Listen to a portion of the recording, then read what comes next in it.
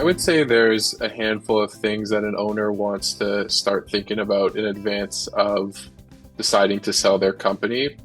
Firstly, you want to make sure that everything that you suggest to a potential buyer you in fact own, and it's properly documented. So, for example, you want to make sure that your corporate records are up to date.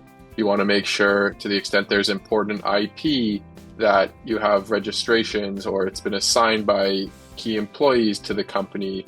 You want to make sure that assets of the business are in fact owned by the business and not, for example, through another company or personally. Furthermore, there's a bunch of financial things that you'll want to think about as well. Tax structuring. Are there opportunities in advance of a sale to do some tax planning to get better outcomes in the event that a transaction occurs? You also want to make sure that your books and records are well kept, that you have a good bookkeeping system, that if a buyer that's going to come and review your financials, potentially do a quality of earnings, can clearly understand how the company does its bookkeeping and accounting. A few other things as well to think about: contracts. Who are key parties that you've entered into contracts with? Would entering into a transaction to sell the company potentially require you to notify these people or get their consent in order for the contract to continue? And finally, I would say employees, thinking about what will it mean for your employees? Do I have employment agreements in place? Is there potential termination exposure if not all employees are going to be around once the transaction closes?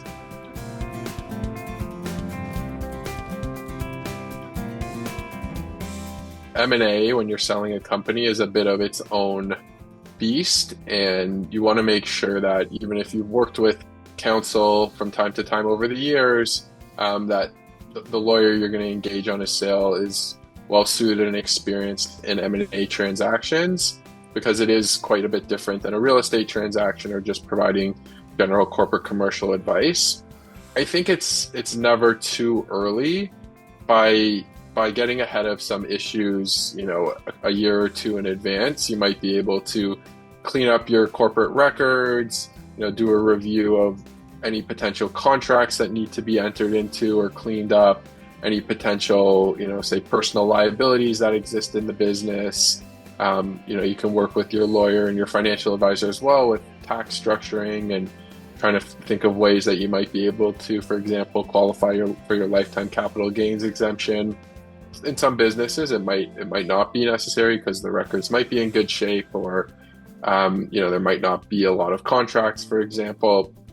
But I would say, no later than sort of the LOI time would probably be the appropriate time to get a lawyer involved, just to make sure they review your LOI, they explain to you some of the considerations. So I would say anywhere from 1 to 2 years out on the far end to right before you're going to enter into an LOI with a potential purchaser.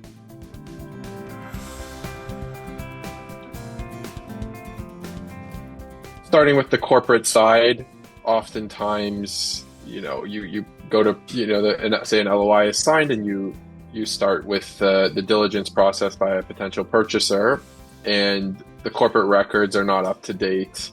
It's hard for a potential purchaser to understand who the shareholders of the company are, or maybe there's been some tax planning transactions over the years, but they haven't been properly documented. So I would say that can often cause issues.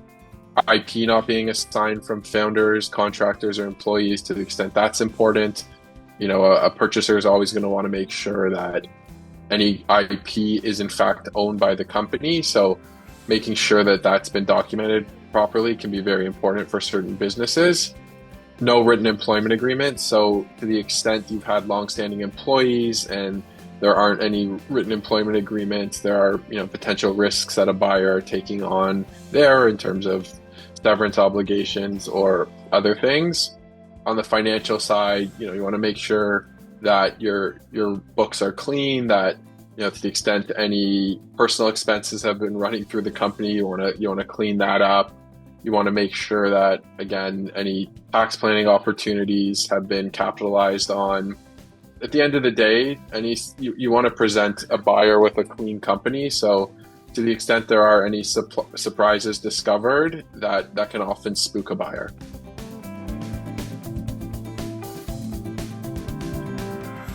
I think as a seller, you should expect that you're going to be staying on for some period of time to help with the transition. Yeah, that will vary depending on who the buyer is, what the needs are, what your role has been as a seller. So it always varies on a case by case basis. But at the end of the day, most of these deals, there's going to be some sort of deferred consideration in the form of an earnout or a vendor take back.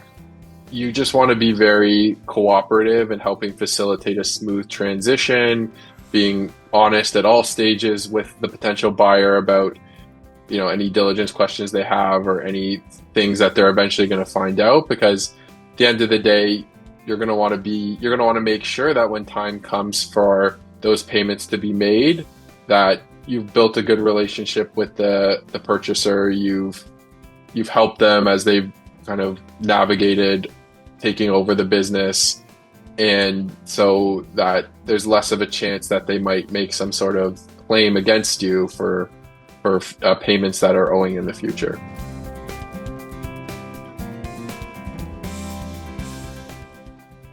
Much like Rome wasn't built in a day, your company's not going to sell in a day either. So if you've sort of reached the point of deciding that the best outcome for your business is for it to be sold, then I think you need to start viewing it as this is going to be a multi-year process, and start really doing your diligence to understand what that's going to look like. A lot of vendors, this might be the first and only transaction they ever do.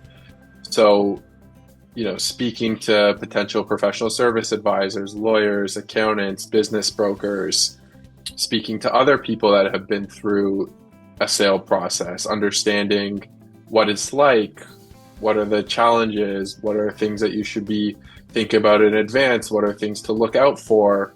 I think just really getting your ducks in order and learning about the process and making sure that when the time comes to complete the sale or start soliciting buyers, your business looks very presentable to buyer, you have good people advising you, is so critical to be able to navigate what can sometimes be an up and down process and ultimately get a successful outcome.